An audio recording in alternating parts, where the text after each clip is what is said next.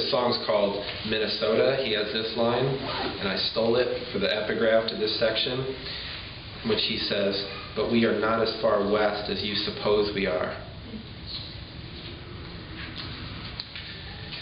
I was going to read a different poem, but Dr. Gates' introduction has got me to read Dodger Blue. This poem that I wrote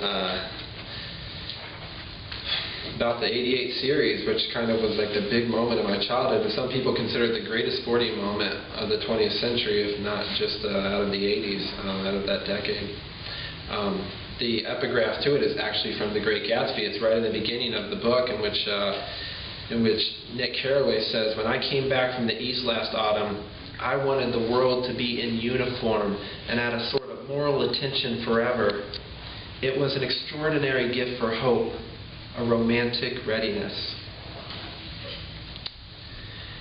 In the fall of 1988, Orel Hershiser's slider cut like a white sun through the high Sierras. 59. The zeros burned the late summer scoreboard lines like a moonrise over Chavez Ravine. The box scores were shadow ball. They read like early Hemingway. Papa told me how he'd followed DiMaggio's in 41. The Mets went down in 7, cocksure, their noses still red from their 86th lady. Then Gibson shoestrung a Roy Hobbs on Eckersley's backdoor slider. Wonder boy. I cried myself golden to sleep, dreaming Dodger dogs and Vin Scully's call. The impossible was pure joy. The Los Angeles Times made the Bash Brothers an analog to Goliath. Miracles were dime wishes off the Hoover Dam. Toys. That was when I was 10, and Brooklyn sounded like a river I'd fish with my father.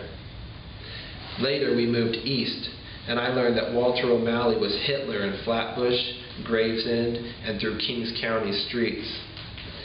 They said it was like a death in the family when the Dodgers went west. The symphony did not play when they cremated Ebbets Field. Jackie cleaned his locker out, sliding into the son of a bitch's money with his spikes up to remind him of the color of blood.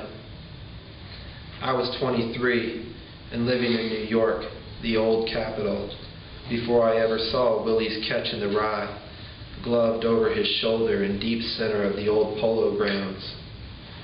I remember the Giants and A's '89 series, the earthquake and the aftershocks through the games. Canseco and McGuire were like Greek gods that year. Orel's slider became a fever dream, and baseball a game of shadows.